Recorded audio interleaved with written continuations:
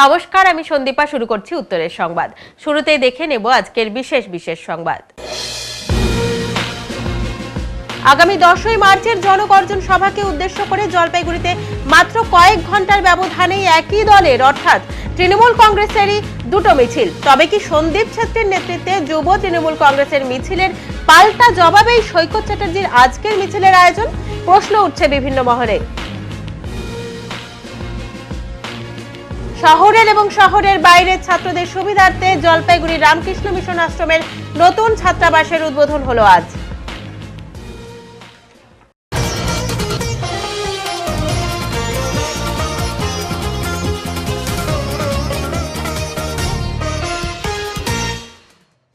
দুটি আলাদা আলাদা মিছিলের আয়োজন জলপাইগুড়ি শহরে। সময়ের ব্যবধান কয়েক ঘন্টার। দুটো মিছিলই তৃণমূল কংগ্রেসের, আর দুটো মিছিলেরই একটি উদ্দেশ্য, আর সেটি হলো আগামী 10ই মার্চের ব্রিগেডে জনগর্জন সভা। প্রথম মিছিলটি অনুষ্ঠিত হয়েছিল বুধবার জেলা যুব তৃণমূল কংগ্রেসের সৌজন্যে, আর অপরটি আজ অনুষ্ঠিত হলো যুব তৃণমূল কংগ্রেসের প্রাক্তন জেলা সভাপতি সৈকত চ্যাটার্জির আহ্বানে। কিন্তু আজকের এই মিছিল দলের কোনো ঘোষিত কর্মসূচি ছিল না বলেই দাবি শহর ব্লক তৃণমূল কংগ্রেসের। তবে সৈকত বলেন, মিছিল করতে আলাদা কোনো ব্যানারের প্রয়োজন হয় না, কেননা আমাদের মাথার উপর রয়েছেন মমতা ব্যানার্জি, চোখের সামনে রয়েছেন অভিষেক বন্দ্যোপাধ্যায়।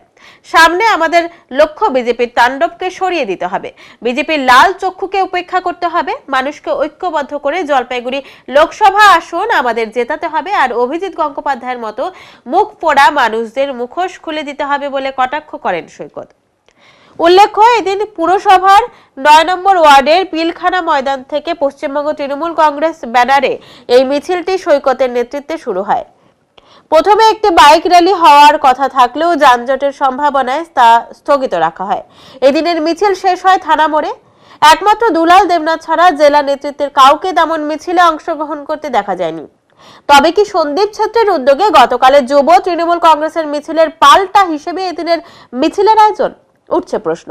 একথা অনস্বীকার্য, আজকের মিছিলের অধিকাংশ তৃণমূল কর্মীরাই গতকালের যুব তৃণমূল কংগ্রেসের মিছিলে অংশগ্রহণ করেননি। এই বিষয়ে শহর ব্লক তৃণমূল কংগ্রেস সভাপতি তপন ব্যানার্জি বলেন, আজকের মিছিল নিয়ে আমাকে যেমন কেউ জানাননি, তেমনি জেলা সভানেত্রীও জানেন না। এটা জেলার কোনো অফিসিয়াল কর্মসূচি নয়। এদিনের মিছিলে যারা অংশগ্রহণ করেছেন তাদেরকে কি বলে নিয়ে আসা হয়েছে তাও আমি জানি না। এদিকে শাসক দলের এমন ভূমিকা ও কর্মসূচিকে ঘিরে কটাক্ষ করতে ছাড়েননি বিজেপিও।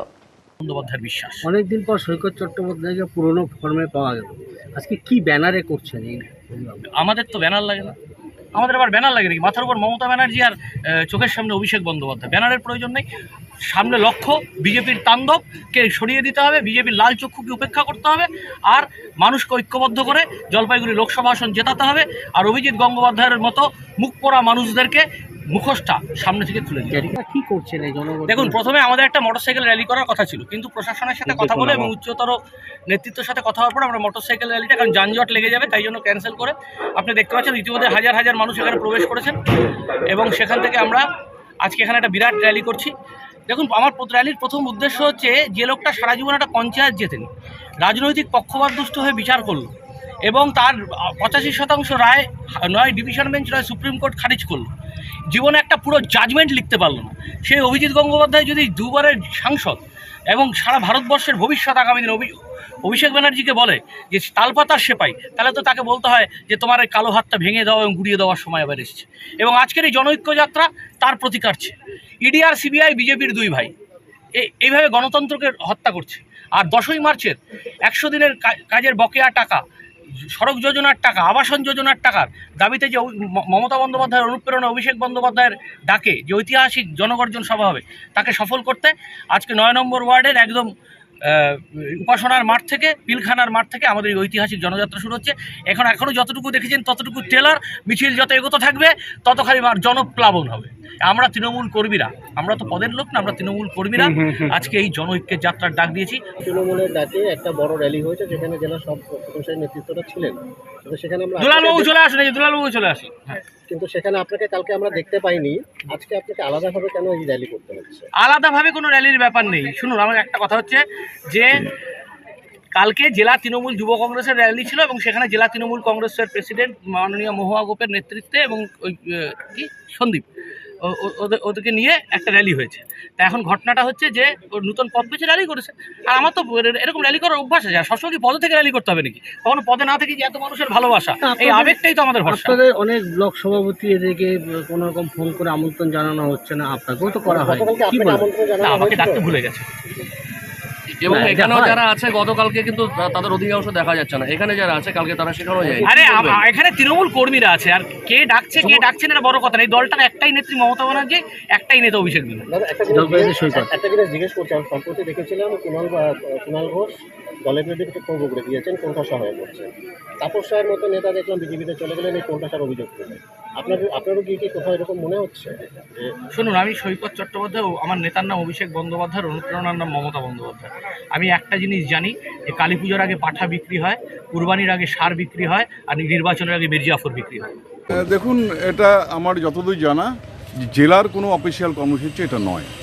জলপাইগুড়ি জেলা তৃণমূল কংগ্রেস অনুমোদিত কোনো কর্মসূচি নয়। ব্যানারটা লেখা আছে পশ্চিমবঙ্গ তৃণমূল কংগ্রেস। এখন পশ্চিমবঙ্গ প্রদেশ থেকে কোনো অনুমতি পেয়েছে কি না সেটা আমার জানা নেই। তো প্রদেশ থেকে যদি সেটা অনুমতি পেয়ে থাকে সেটা অফিসিয়াল হবে, আর তা না হলে এই প্রোগ্রামটা নন অফিসিয়াল প্রোগ্রাম। আপনি তার মানে কোনো বিশেষ ব্যক্তি বা বিশেষ সংগঠন উৎসাহী হয়ে ব্রিগেডের সমর্থনে এই মিছিলটা হয়তো করেছে, কিন্তু জলপাইগুড়ি জেলা তৃণমূল কংগ্রেসের এটা অনুমোদিত কোনো মিছিল নয়। এবং ব্যানারে যেহেতু লেখা আছে পশ্চিমবঙ্গ তৃণমূল কংগ্রেস, যদি পশ্চিমবঙ্গ প্রদেশ তৃণমূল কংগ্রেস তাকে অনুমোদন দিয়ে থাকে সেটা আমার জানা নেই। গতকাল একটি যুব তৃণমূল কংগ্রেসের অফিসিয়াল আপনাদের একটা ছিল, একটা মিছিল ছিল, সেখানে আপনিও ছিলেন। তো আজকে আপনি এবং গতকাল যারা ছিলেন সেই নেতৃত্বের কিন্তু একজনকে আমরা দেখতে পেলাম না। দেখুন, অফিসিয়াল প্রোগ্রাম হলে তো আমাদেরকে পাবেন, আমি সেখানে উপস্থিত অবশ্যই থাকবো। যেহেতু এটা অফিসিয়াল বলে আমার জানা নেই, তো সেই কারণে আমি অনুপস্থিত ছিলাম। এবং সেটা তো আমাকে জানানো হয়নি। অফিসিয়াল হলে আমি নিশ্চয়ই ডাক পেতাম। ছিল কর্মসূচি এবং সেখানে প্রচুর মানুষ যেমন ছিলেন, কিন্তু আজকেও প্রচুর মানুষ উপস্থিত হয়েছেন সৈকত চ্যাটার্জির আহ্বানে। সেখানে কিন্তু এই মুখগুলো গতকালও কিন্তু যুবদের মধ্যে তাদের কিন্তু কাউকে দেখা যায় না। খুবই স্বাভাবিক। গতকালের যে প্রোগ্রামটা ছিল সেটা হচ্ছে এটা জেলা তৃণমূল কংগ্রেস অনুমোদিত প্রোগ্রাম ছিল।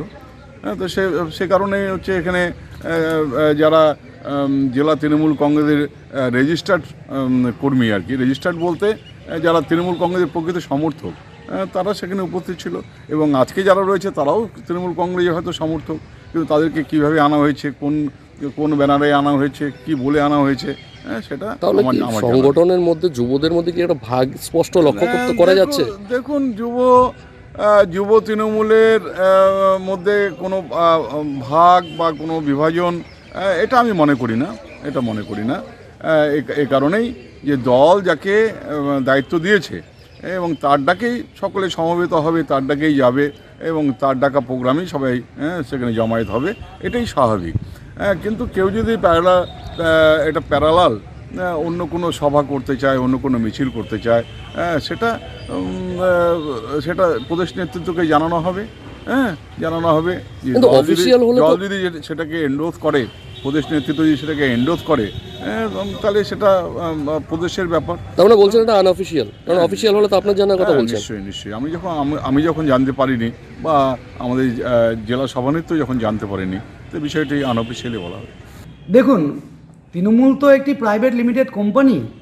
যারা কালেকশন বেশি দিতে পারেন, যারা এজেন্টের কাজ করেন, সেখান থেকে কালেকশন বন্ধ হয়ে গেলে অনেকেরই গাত্রদহন হয়।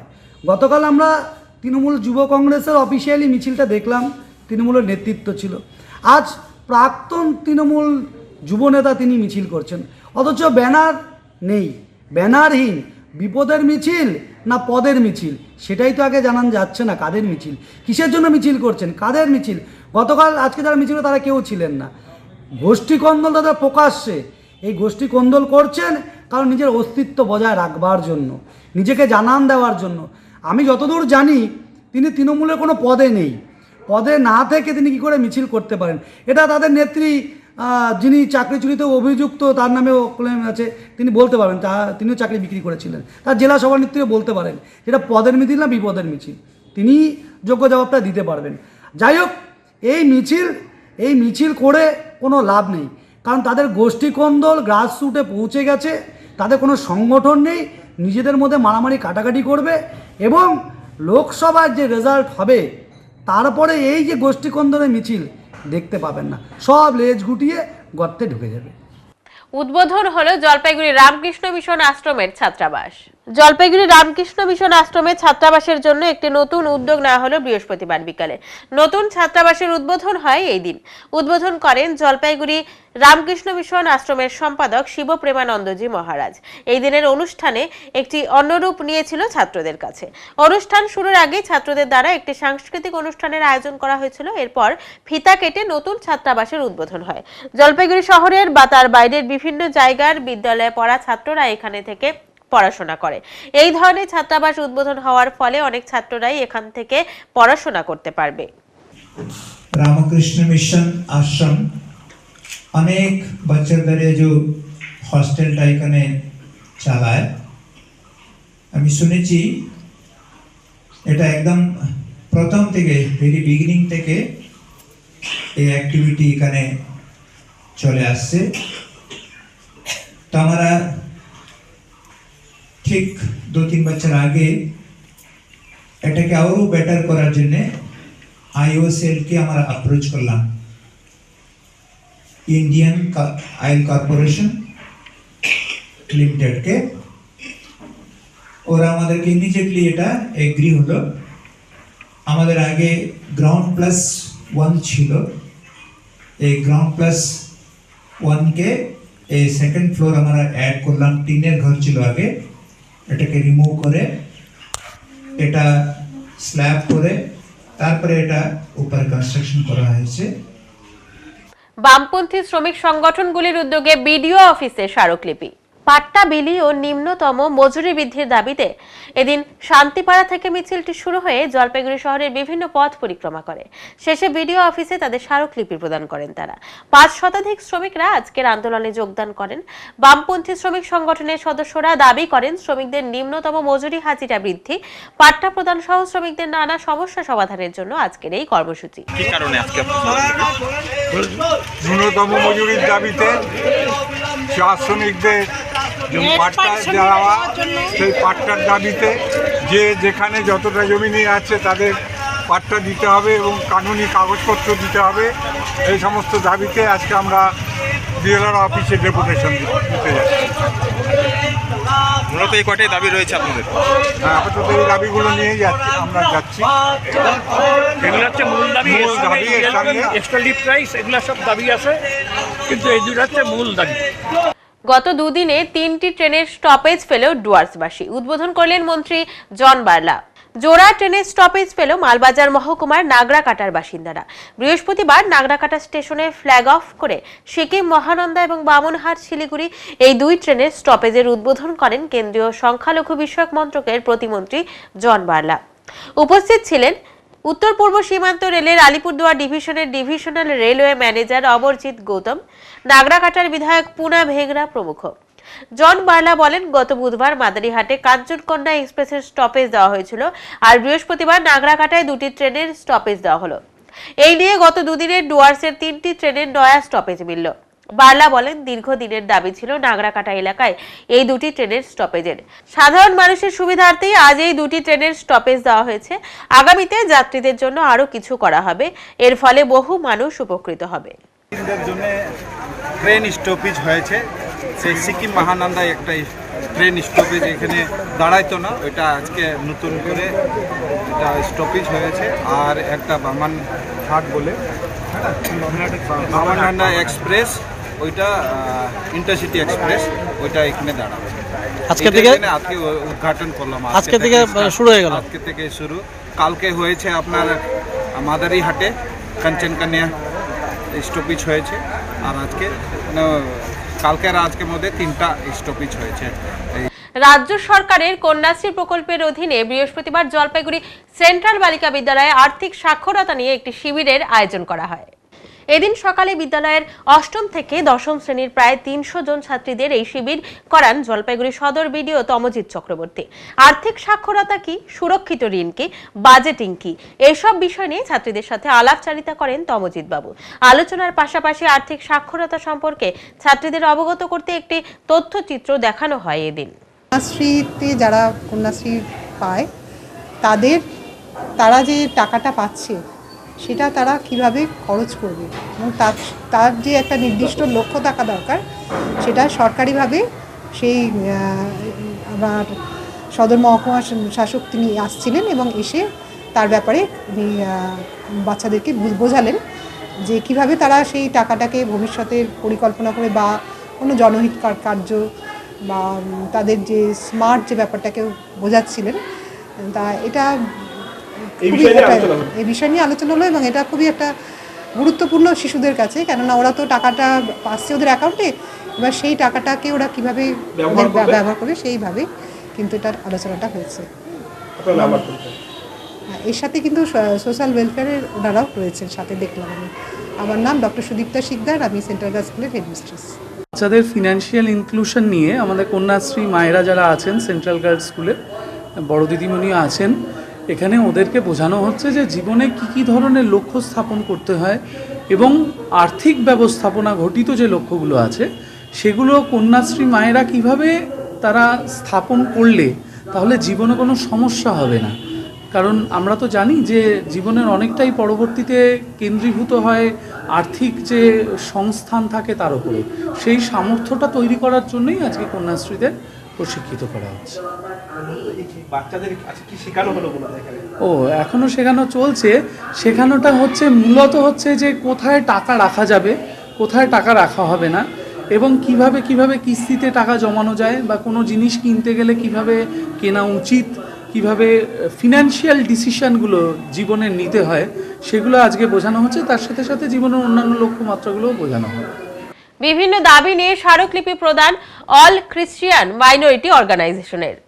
বৃহস্পতিবার জেলা শাসক দপ্তরে একটি স্মারকলিপি প্রদান করেন এই সংগঠনের সদস্যরা।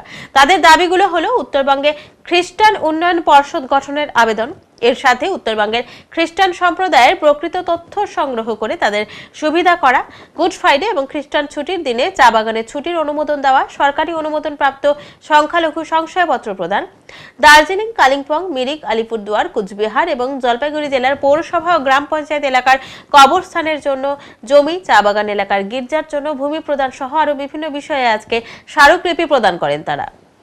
অল খ্রিস্টান মাইনরিটি অর্গানাইজেশন এসেছি জলপাইগুড়ি ডিস্ট্রিক্ট। মুখ্যমন্ত্রী মাননীয় মুখ্যমন্ত্রী অনেক ধন্যবাদ, তিনি আমাদেরকে সেমেটির জন্য সেখানে শিলিগুড়িতে অনেক বড় জায়গা দিয়েছেন এবং সেটাকে স্যাংশন করার জন্য কবরস্থানে স্যাংশন করার জন্য দিয়েছেন। আমাদের যে দাবি দেওয়া, আমাদের বিভিন্ন সমস্যা, চা বাগান, টি গার্ডেনের যে সমস্ত সমস্যা, আমাদের যে পুরোহিত মশাইদের, পাস্টারদের এবং ফাদার বিশপদের সেই সমস্ত সমস্যা মমতা ব্যানার্জিকে আমাদের বলা হয়েছে মাননীয় মুখ্যমন্ত্রীকে, সেই সমস্ত সমস্যার জন্য তিনি আমাদেরকে ভালোভাবে দেখছেন আর আগামীতে যে সমস্ত ব্যবস্থা তিনি নিয়েছিলেন তার জন্য অনেক অনেক ধন্যবাদ। আজকে কি কারণে আসার কারণ? আজকেও ডিএম অফিসে আমরা ডেপুটেশন দিতে আসছি। আমাদের যে সমস্ত দাবি দেওয়া নিয়ে মাননীয় মুখ্যমন্ত্রীকে দেওয়া আছে সেই সমস্ত নিয়ে আমরা ডিএম। যেমন কি দাবি দেওয়া? যেমন আমাদের কবরস্থানের সমস্ত ফ্যাসিলিটি ব্যবস্থা করা এবং আমাদের পুরোহিত যারা ফাদাররা আছেন তাদের জন্য একটা ব্যবস্থা করা এবং বিশেষ করে যারা টি গার্ডেন এরিয়া আছে তাদের যে বিভিন্ন রকম সমস্যা রয়েছে সেই সমস্যা আমরা তুলে ধরেছি। নর্থ বেঙ্গল খ্রিস্টান কাউন্সিল ডেভেলপমেন্ট অর্গানাইজেশনকে নিয়ে আমরা এগিয়ে চলতে চাই। এই সমস্ত জন্য আমরা ডিএম অফিসে আমরা আজকে হয়েছি। মূলত আপনাদের যে সমস্ত আপনাদের রয়েছে, আপনাদের নিজস্ব মেম্বার রয়েছে, তাদের কি সঠিকভাবে ডেভেলপ করা? আমাদের যত চা বাগানে আমাদের এনওসি আমরা পাই না চাষ তৈরি করার জন্য। হ্যাঁ, তারপরে যেরকম আমাদের বেকার ভাতা বর্তমানে যেটা পুরোহিত ভাতা যেটা আছে ওটা আছে, নর্থ বেঙ্গল খ্রিস্টান কাউন্সিলের একটা গঠন হোক ওটার জন্য। আর সরকার থেকে যতগুলো ফ্যাসিলিটি যেগুলো আছে যেগুলো সেখান থেকে আমরা বঞ্চিত আছি।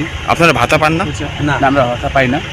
হ্যাঁ, তো আগে যারা করেছে তারা পেয়েছে, কিন্তু দ্বিতীয়বার যারা অ্যাপ্লাই করেছে পাইনি। সেই জন্য আমরা কিছু সংখ্যক পান না নাকি সবাই পান না? কোনটা? না, কিছু লোকেরা পাচ্ছে হয়তো, কিন্তু বেশিরভাগ পাচ্ছে না। যার জন্য আমাদের একটা ডিমান্ড আছে যে আমরা মুখ্যমন্ত্রীর কাছে যে প্রকল্পগুলো আছে যেটা অন্যান্যরা যে মাইনরিটিতে আছে ওনারা পাচ্ছেন, আমরা সেটা ফেসিলিটি পাই না আমাদেরকে। তারপরে দ্বিতীয় কথা হচ্ছে যে আমরা মাইনরিটি সার্টিফিকেট যে গভর্নমেন্ট থেকে অ্যাপ্রুভড হওয়ার যে সার্টিফিকেট আছে ওটার জন্য আমরা অ্যাপ্লাই করছি। আমরা ডিমান্ড করছি যে আমরা এটা সরকার থেকে, পশ্চিমবঙ্গ সরকার থেকে যে অ্যাপ্রুভড হওয়ার যে মাইনরিটি সার্টিফিকেট ওটা আমাদের প্রয়োজন।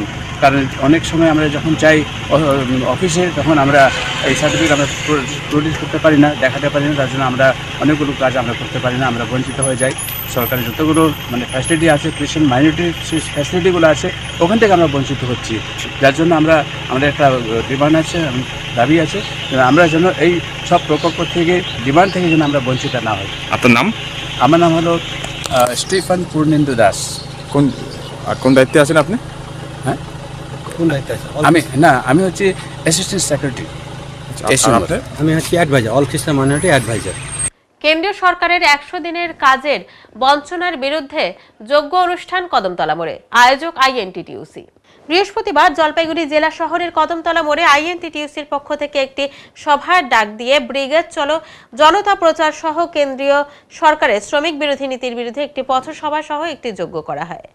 100 দিনের কাজের টাকা মোদী সরকারকে দিতে হবে বলে কেন্দ্রীয় সরকারের শুভ বুদ্ধির উদয় হোক, সেই জন্য এই যজ্ঞ করা হয়। আজকের এই অনুষ্ঠানে উপস্থিত ছিলেন আইএনটিটিইউসির জেলা সভাপতি তপন দে, সদর ব্লক আইএনটিটিইউসির সভাপতি শুভঙ্কর মিশ্র সহ অন্যান্য নেতাকর্মীরা।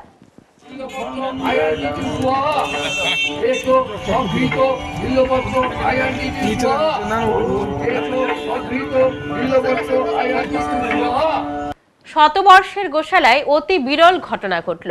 বৃহস্পতিবার ভোর রাতে যমজ বাছুরের জন্ম হলো গোশালায়। এই প্রথম একই সাথে দুটি বাছুরের জন্ম দিয়েছে গোশালার একটি গরু। যমজ বাছুরের জন্ম দেওয়ার খবর ছড়িয়ে পড়তেই শাবক দুটি সহ গরুটিকে দেখতে আসছেন এলাকার মানুষ। অতি বিরল এই ঘটনায় রীতিমতো উৎসবের আমেজ তৈরি হয়েছে গোশালায়। গোশালা মন্দির কমিটির কর্মকর্তা শঙ্কর মালাকার বলেন, 111 বছরের গোশালায় এই প্রথম একই সঙ্গে দুটি বাছুরের জন্ম হলো। বাছুর দুটিকে দেখার জন্য বৃহস্পতিবার সকাল থেকেই অসংখ্য মানুষের ভিড় দেখা যাচ্ছে। মায়ের পাশেই সবসময় নেচে বেড়াচ্ছে বাছুর দুটি। সব মিলিয়ে এক আনন্দের পরিবেশ তৈরি হয়েছে গোশালা পরিবারে। আমি খুবই বলতে আনন্দ বোধ করছি যে এটা একটা অলৌকিক ঘটনা, যেটা ধরুন আমরা কেন আমাদের সিনিয়ররা যারা আছে বাবাদের কাছ থেকেও শুনিনি, কোনোদিনও শুনিনি যে গরুও যমজ বাচ্চা দেয়। এই প্রথম আমাদের 125 বছর গোশালা বয়স হচ্ছে। এই 125 বছরের মধ্যে প্রথম যে আমাদের গোশালায় ঘটনা যে ঘটলো, যেটা অলৌকিক ঘটনা, যে আমাদের আজকে কাল রাত্রে এই গরু যমজ বাচ্চা দিয়েছে। তাছাড়া আজকে আমাদের এমনি আজকে এই উপলক্ষে আমরা খুশি মহলে জন্য আমরা আজকে গোদান যে আছে আমাদের সমাজের থেকে এসে একটি গোদান গোশালায় গোদান করা বাচ্চু সমেত গোদান দিচ্ছে। আমার দীপক বিহানি, আমি গোশালার সেক্রেটারি। রাত্রে জলপাইগুড়ি গোশালাতে প্রথমবার দুটি বাচ্চা হয়, একসঙ্গে জোড়া বাচ্চা গরু। এটা আমরা আজ পর্যন্ত 111 বছরের ইতিহাসে দেখিনি। যেটা মানুষের তো হয়ে থাকে, কিন্তু গরু যে দুটি বাচ্চা একসঙ্গে হয় এটা প্রথমবার যত করি। দুটো কি বাচ্চা? দুটি ছেলে বাচ্চা। সেটাই ভেবে নিতে হবে। শিব ঠাকুরের আশীর্বাদ, কৃষ্ণ তো এখানে আছেই সবসময়, এবার শিবেরও আশীর্বাদ পড়েছে বলেই দুটো বাচ্চা একসঙ্গে হয়েছে। আপনার নাম? শঙ্কর মালাকা, যত। এখনই নিচ্ছি ছোট্ট একটি বিরতি, ফিরে আসছি একটু পরে, সঙ্গে থাকুন। সব সময় সব দিকের সব খবর পেতে সাবস্ক্রাইব করুন, বেল আইকনটি প্রেস করে আপডেট থাকুন।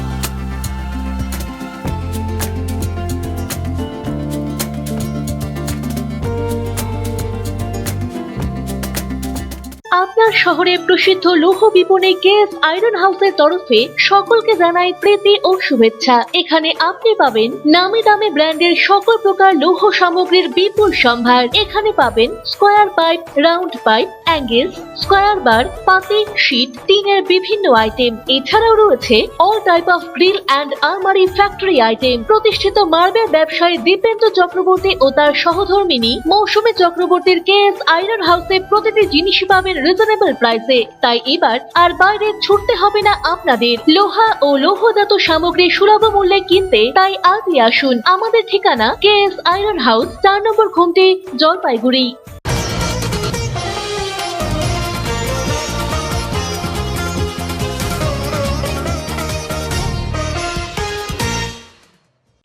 শিলিগুড়ির আইনজীবীর রহস্য মৃত্যুর ঘটনায় তদন্তকারী অফিসারের ভূমিকায় সন্তুষ্ট নয় কোর্ট। কলকাতা হাইকোর্টে জলপাইগুড়ি সার্কিট বেঞ্চের নির্দেশে নতুন কোনো তদন্তকারী অফিসারকে দিয়ে এই কেসের সঠিক তদন্ত করাতে হবে বলে আজ অভিযোগকারীর আইনজীবী সৌরভ গাঙ্গুলি বলেন। তিনি জানান, শিলিগুড়ি পুলিশ কমিশনারেটের পুলিশ আইনজীবীর রহস্য মৃত্যুর সঠিক তদন্ত না করে মামলাটি রেখে দিয়েছিল। আইনজীবীর বাবা ছেলের খুনের অভিযোগ দায়ের করেন। সাধারণত জলে ডোবা কেসে যা যা পাওয়া যায় তার কিছুই পাওয়া যায়নি মৃতের শরীরে বলে জানান তিনি। উল্লেখ্য, গত বছর 4 ডিসেম্বর এনজিপি থানার অন্তর্গত তিস্তা নদীর ক্যানেল থেকে উদ্ধার হয় শিলিগুড়ির আইনজীবী নবীন সরকারের মৃতদেহ। গত ডিসেম্বরের 3 তারিখে নিখোঁজ হন তিনি। পরের দিন 4 ডিসেম্বর আইনজীবীর মৃতদেহ উদ্ধার হয়। এদিকে জলপাইগুড়ি সার্কিট বেঞ্চের additional advocate general Joyjit Chowdhury বলেন, আইনজীবীর রহস্য মৃত্যুর ঘটনায় সঠিক তদন্তের নির্দেশ দেওয়া হয়েছে কোর্টের তরফে। শিলিগুড়ি পুলিশ কমিশনারের সাথে কথা বলা হবে বিষয়টি নিয়ে বলে জানান তিনি। এই সমস্ত ড্রাউনিং কেসে যেগুলো হয়ে থাকে, আঙুল আপনারা জানেন রিঙ্কেল হবে, কুচকে যাবে, জলের মধ্যে দীর্ঘক্ষণ আছে, নেই। বডি সাদা হয়ে যাবে, ফুলে যাবে, নেই। বডিতে স্ক্র্যাচ বা কিছু নেই, লাঙে জল নেই, স্টামাকে জল নেই, জামা কাপড় ইনট্যাক্ট। সব থেকে মজার কথা, বাইকটা যেখানে পাওয়া গেছে, যেখানে পুলিশ বলছে যে এখানে জলে পড়েছে, 2 দিন ধরে বাইকটা সেখানে থাকলো, তার পরদিন আমাদের সিএমের সেখানে ওই ব্রিজটা ওপেন করবার জন্য আসার কথা। পুলিশ টহল দিচ্ছে, ওটা হাই সিকিউরিটি জোন হয়, তখন কোনো বাইক পেল না। অল অফ আ সাডেন দেখা গেল বাইকটা রাস্তার মধ্যে রাখা আছে, রাস্তার সাইডে রাখা আছে। কেউ সুইসাইড করতে 30 কিলোমিটার দূরে যাবে কেন? এবং যেখানে পড়েছে পুলিশ নিজে আজকে বলছে সেখানে হার্ডলি 2 ফুট জল ছিল। সেই 2 ফুট জলের মধ্যে একটা পূর্ণবয়স্ক, একটা 30 বছর প্লাস একটা ছেলে, 5.5 ফিট ছেলে, সারা রাত্রি রোল করে ভেসে 22 কিলোমিটার চলে গেল 4টে লক গেট ক্রস করে। এটা ন্যাচারাল সার্কামস্টান্সেস, এটা বিশ্বাস করার জায়গা নেই আমাদের। কোর্টকে এগুলো সব দেখানো হলো আমাদের।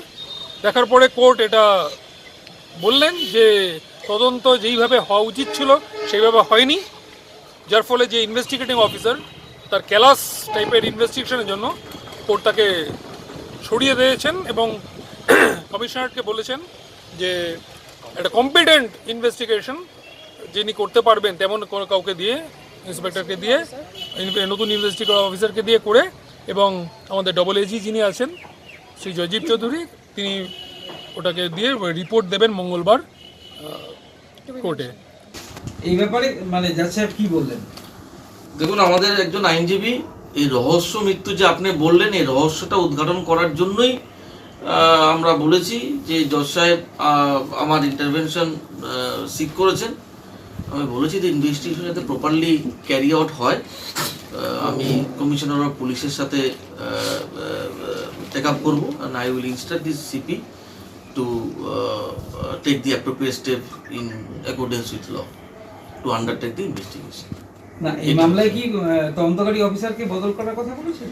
এখনো এটা আমরা চিন্তা ভাবনা আছে। I will consult with the commissioner of police, তারপরে আমরা ডিসাইড করব।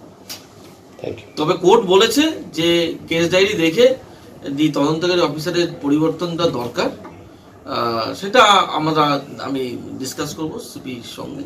তারপর যদি মনে হয় যে চেঞ্জ করতে হবে। এখন এটা যে প্রি জাজ, আমি যতক্ষণ পর্যন্ত অর্ডারটাও না আসছে, because court, I was not in this matter even, court আমাকে বলতে ইন্টারফিয়ার করতে, I have intervene, I will see. এখনো পর্যন্ত তদন্তকারী চেঞ্জ হবে কি চেঞ্জ হবে না আমি এখনই কিছু বলছি। জলের কল থাকলেও দীর্ঘদিন এলাকায় পৌঁছয় না পানীয় জল বলে অভিযোগ। আর এই ক্ষোভেই রাস্তা অবরোধ করে বসলেন এলাকার মহিলারা। স্থানীয় সূত্রের দাবি, প্রায় 1 বছরের অধিক সময় ধরে ধূপগুড়ি পুরসভার 1 নম্বর ওয়ার্ডের ভাওয়াল পাড়ায় পৌঁছাচ্ছে না পানীয় জল। পরিশ্রুত পানীয় জলের অভাবে সমস্যায় পড়তে হচ্ছে এলাকার বাসিন্দাদের বলে দাবি। অতি দ্রুত যাতে এলাকায় পানীয় জল পৌঁছয় তার দাবিতে বৃহস্পতিবার সকালে ধূপগুড়ি হাসপাতাল পাড়া থেকে গাদংগামী রাস্তা অবরোধ করে হাতে প্ল্যাকার্ড নিয়ে বিক্ষোভ দেখান স্থানীয় মহিলারা। বিক্ষোভকারীদের দাবি, এলাকায় কল থাকলেও জল নেই, পানীয় জলের অভাবে সমস্যায় পড়তে হচ্ছে এলাকার প্রায় শতাধিক পরিবারকে। তাদের অভিযোগ, পুরো ভোটের আগে প্রতিশ্রুতি দেয় জল দেব, সেজন্য এলাকায় পৌঁছেছে পানীয় জলের পাইপ, কিন্তু ভোট পেরিয়ে গেলেও এলাকায় পৌঁছালো না পানীয় জল। তাই বাধ্য হয়ে এদিন তারা পথ অবরোধে সামিল হয়েছেন বলে জানান। খবর পেয়ে ঘটনাস্থলে পৌঁছায় ধূপগুড়ি থানার পুলিশ। পুলিশের আশ্বাসে অবরোধ তুলে নেন বিক্ষোভকারীরা। কবে থেকে জল নেই এলাকায়? 1 বছর হয়ে গেল। প্রশাসনকে জানিয়েছিলেন? প্রশাসনকে জানানো হয় নাই, কিন্তু কাউন্সিলর তো জানে যে আমরা যে বাড়ি বাড়িতে পাইপ দিচ্ছি ভোটের আগে, তখন প্রতিশ্রুতি দিচ্ছে আমরা জল দিব, কিন্তু ভোট পার হয়ে গেছে আজকে মনে হয় 6 বছর হয়ে গেল, কিন্তু বাড়ি দিয়ে পাইপ আছে কিন্তু কল নেই, আর রাস্তাতে কল আছে জল নেই। এটা কি এগুলো? আমাদের তো জল লাগে, সবাই অনেকে তো কিনে খায়, অনেকের পয়সা আছে, আমরা তো কিনে খেতে পারি না। আর মানুষের বাড়ি ওইদিকে মানুষের বাড়িতে বাচ্চারা জল আনতে যায়, স্বাভাবিক মানুষের বাড়িতে যা অত্যাচার করলে মানুষকে তো ধার দিবেই, বলে কি তোরা এখন জল নিতে আসবি না, তখন দুপুরে আসবি না, বিকালে আসবি না, এরকম বলে, তখন বাচ্চারাও জল আনতে যাইতে চায় না। তাহলে আমরা কি করবো? আমরা বাধ্য হয়ে আমি সেদিন একটা ফিল্টার বানাইছি, ফিল্টার দিয়ে জল ফিল্টার করে খাচ্ছি। কতদিন থেকে জলের সমস্যা? 1 বছর ধরে জল নেই আমাদের এখানে, এত জলের সমস্যা আমরা ভুগছি, বাধ্যতামূলক হয়ে আজকে আমরা রাস্তা অবরোধ করলাম, কিন্তু জল ছাড়া তো আমি চলতে পারছি না। আর সবাই তো ক্ষমতা নেই যে ড্রাম কিনে খাওয়ার, যেখান থেকে জল আনা কালেকশন করে ওখানেও জল বন্ধ হয়ে গেছে, লোকে নানা কথা বলতেছে, এর জন্য আমরা আজকে অবরোধ করলাম। প্রশাসনকে আগে জানিয়েছিলেন? না, কাউকে জানানো হয়নি, কিন্তু এটা ভুল হয়েছে আমাদের, আমরা জানাবো, আজকে থেকে জানাবো। তারপরে যে 3 দিনের মধ্যে জল না আসে আমরা আবার অবরোধ করবো, তখন আর ছাড়বো না। কি সমস্যা হচ্ছে? জলের সমস্যা আমাদের, আর কিছু সমস্যা নেই, জলের সমস্যা। জল ছাড়া কি মানুষ বাঁচবে কিভাবে? মানুষের জলের একমাত্র জীবন। আপনার নাম? শিখা নন্দী। মাল ব্লকের রাজা চা বাগানের শ্রমিকদের অতিরিক্ত সময় কাজ করানোর প্রতিবাদে চলছিল কর্মবিরতি। বাগান স্বাভাবিক করতে সরকারি দপ্তরে বৈঠক। মালবাজার শহর লাগোয়া রাজা চা বাগানের শ্রমিকরা অতিরিক্ত সময়ে কাজ করানোর প্রতিবাদে সোমবার থেকে বাগানের ফ্যাক্টরির সামনে বিক্ষোভরত হয়েছিলেন। এদিন মালবাজার শহরে অবস্থিত অতিরিক্ত শ্রম আধিকারিকের কার্যালয়ে চা বাগানের কর্তৃপক্ষ, শ্রমিক এবং শ্রম আধিকারিকের তরফে ত্রিপাক্ষিক একটি বৈঠক হয়। এদিন বৈঠকটি শুরু হওয়ার পর দীর্ঘক্ষণ শ্রম আধিকারিকের কার্যালয়ে আলোচনা চলে। এদিনের আলোচনায় শ্রমিকদের তরফে বাগানে অতিরিক্ত সময় কাজ করার প্রতিবাদ জানানো হয়। প্রসঙ্গত জানা গেছে, এই চা বাগানের শ্রমিকরা সকাল 7টা থেকে বিকেল 5টা পর্যন্ত কাজ করেন। শ্রম আইন অনুসারে 8 ঘন্টার বেশি কাজ করালে তাদের অতিরিক্ত পারিশ্রমিক প্রদান করতে হবে। ফেব্রুয়ারি মাসের প্রথম দিন থেকেই বাগান কর্তৃপক্ষ শ্রমিকদের অতিরিক্ত কাজ করাচ্ছেন বলেই অভিযোগ উঠেছে। এমনকি দুপুরের আহারের জন্য ধার্য 1 ঘন্টা সময়ও বাগান কর্তৃপক্ষ প্রদান করছেন না বলেই অভিযোগ।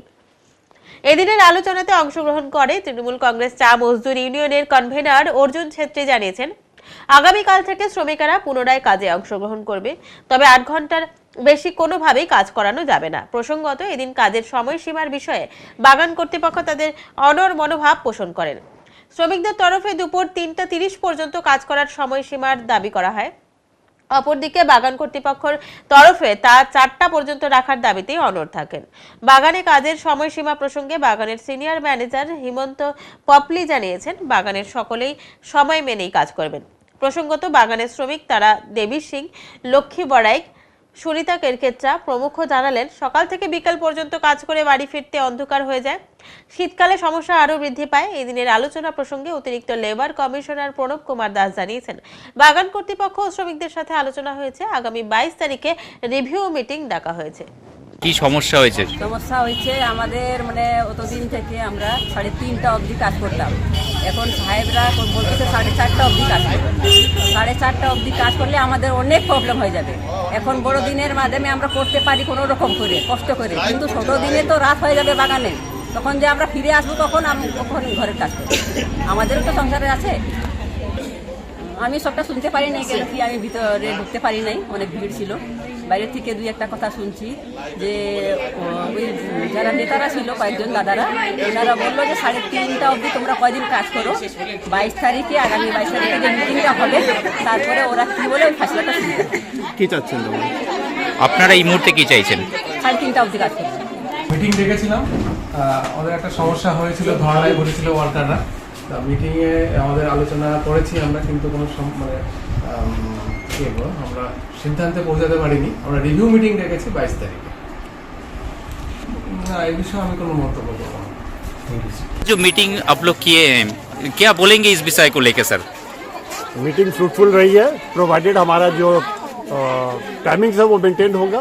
मुझे उम्मीद है अपने वर्कर्स हमारा कोऑपरेट करेगा और टाइमिंग मेंटेन करेगा अपना। ठीक है सर, রিভিউ মিটিং वो এলসি সাহেব ডিসাইড করেंगे। চা বাগানের সমস্যা তো আজকের না, এটা দীর্ঘদিনের সমস্যা। এইখানকার যে ম্যানেজমেন্ট আছে, ম্যানেজারের যে মেশিনারিজ থাকে না, এটা খুব বেশি থাকে না। মানে ম্যানেজার 3-4 মাস পরে চেঞ্জ হইতে থাকে, যার জন্য এগুলো সমস্যাও হচ্ছে। আর রাজাবাগানে যে পাওনা দেওনা ওয়ার্কারদের তো কিছু দেয় না, হ্যাঁ, টিপাতে ডাইকে মিটিং টিটিং করে চকলেট খায়, ওদেরকে মিষ্টি মুখে করে দেয়, লটপট করে দেয়।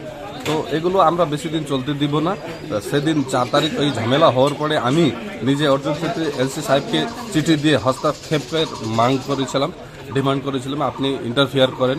উনি ইন্টারভিউ করেছেন আজকে, যার জন্য একটু ফ্রুটফুল রেজাল্ট দেখে আমরা আসছি। ফ্রুটফুল ডিসিশনে আসা যায় নাই বলতে ওই আধা ঘন্টা, হাফ অ্যান আওয়ারের জন্য এটা মিলে নাই। ওরা 4টা অবধি আসছে, 4টায় ছুটি দিবে, আমরা 3:30, ওই 2টার মধ্যে হবে। কালকে সবাই কাজ যাবে, এখন কথা হইলো ওরা কাজে যাবে। ওই 3:30 বা 4টা মাঝখানে 10-15 মিনিটের দিকে হইতে পারে। কিন্তু 22 তারিখ অবধি আমি রিকোয়েস্ট করেছি ওদেরকে একটু শান্তি বজায় রাখা, বাগান সুষ্ঠুভাবে চালানোর জন্য, সো দ্যাট আমরা ওই 22 তারিখে একটা ভালো করে বসতে পারি। আপনার নাম? অর্জুন ছেত্রী, কনভিনার, তৃণমূল চা বাগান শ্রমিক ইউনিয়ন মাল ব্রাঞ্চ। ওদলাবাড়িতে বিনামূল্যে চক্ষু পরীক্ষা শিবির। মালবাজার ব্লকের ওদলাবাড়ি টাউনশিপ এলাকায় লায়ন্স ক্লাব ওদলাবাড়ি সৌহার্দ্য কর্তৃক বিনামূল্যে চক্ষু পরীক্ষা শিবিরের আয়োজন করা হয়। ক্লাবের সভাপতি উদয়ন সেন জানান, চোখের সমস্যায় আক্রান্ত ব্যক্তিদের সুস্থ করে তোলাই চক্ষু শিবির আয়োজনের মূল উদ্দেশ্য। শিলিগুড়ি গ্রেটার লায়ন্স চক্ষু হাসপাতালের চক্ষু রোগ বিশেষজ্ঞদের একটি দল ছানিজনিত কারণে চোখের জল এবং কম দৃষ্টিতে ভুগছেন এমন 78 জন রোগীকে পরীক্ষা করেছেন। মোট 12 জন রোগীর ছানি শনাক্ত করা হয়েছে, এর মধ্যে 5 জন রোগীকে অপারেশনের জন্য পাঠানো হয়েছে। উদয়ন সেন আরও বলেন যে গত 1 বছরে ক্লাবে পর্যন্ত 10টি চক্ষু পরীক্ষা শিবিরের আয়োজন করেছে। এ সময় লায়ন্স ক্লাব ওদলাবাড়ি সৌহার্দ্যের পক্ষ থেকে লিটন সরকার, ঝুনা বারাইক, মিল্টন নন্দী, প্রসেনজিৎ দে সরকার প্রমুখ উপস্থিত ছিলেন। আজকে লায়ন্স ক্লাব অব ওদলাবাড়ি সৌহার্দ্যর তরফ থেকে ও নীলকণ্ঠ টাউনশিপ 1 নম্বর গেট শিব মন্দির কমিটির পক্ষ থেকে ও ব্যবস্থাপনায় একটি আই চেক আপ ক্যাম্পের আয়োজন করা হয়েছে শিবরাত্রি উপলক্ষে।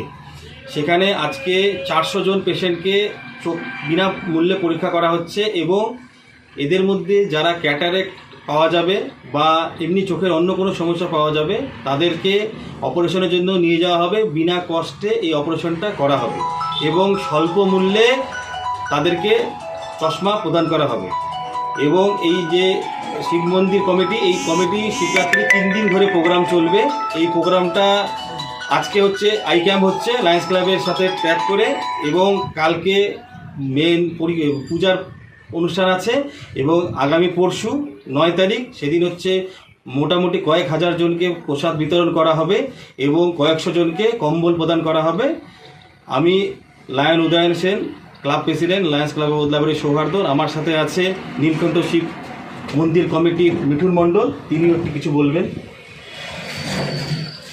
আমাদের যেই পূজা কালকে যেটা হবে, আপনারা সবাই আসবেন, আশা করি এখানে ভালোই হয় পূজা টুজা।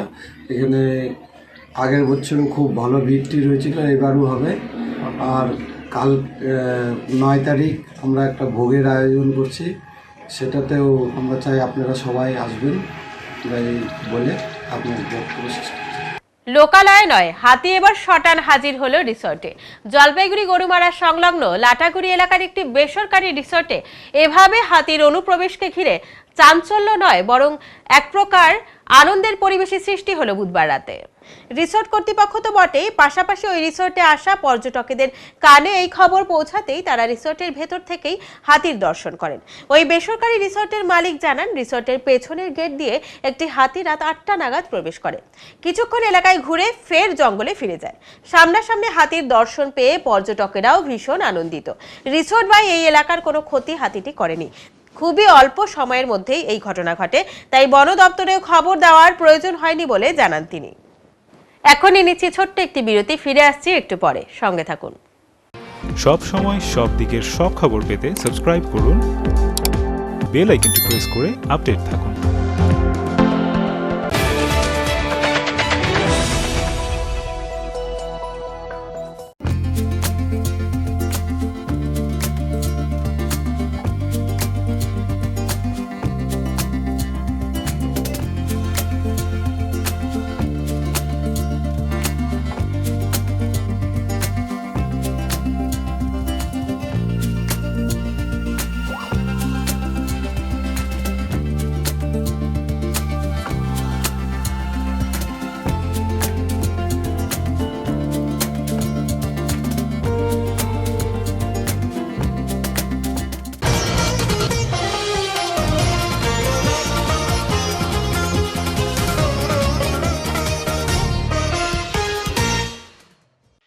শিবরাত্রি উপলক্ষে শিবের মূর্তি তৈরির কাজ প্রায় শেষ, এখন অপেক্ষা শুধু যাবার।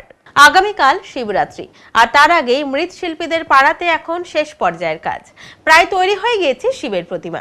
2-3 বছর থেকেই শিবরাত্রি উপলক্ষে এখন ঘরে ঘরেই শিব পূজা অনুষ্ঠিত হয়, কোথাও বড় আকারে, আবার কোথাও ছোট আকারে।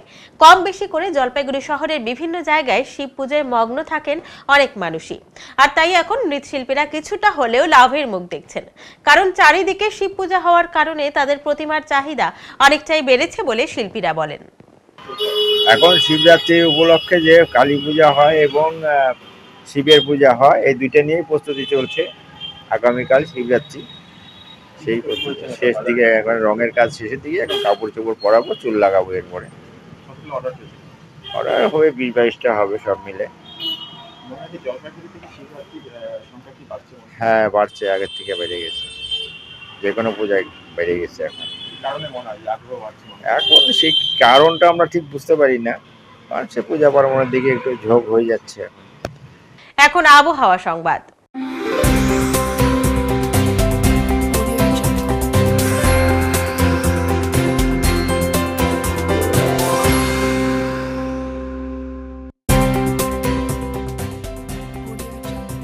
কেন্দ্রীয় আবহাওয়া দপ্তরের জলপাইগুড়ি কেন্দ্র থেকে পাওয়া তথ্য অনুযায়ী বৃহস্পতিবার দিনের সর্বোচ্চ তাপমাত্রা ছিল 29.7 ডিগ্রি সেলসিয়াস ও সর্বনিম্ন তাপমাত্রা ছিল 14.1 ডিগ্রি সেলসিয়াস।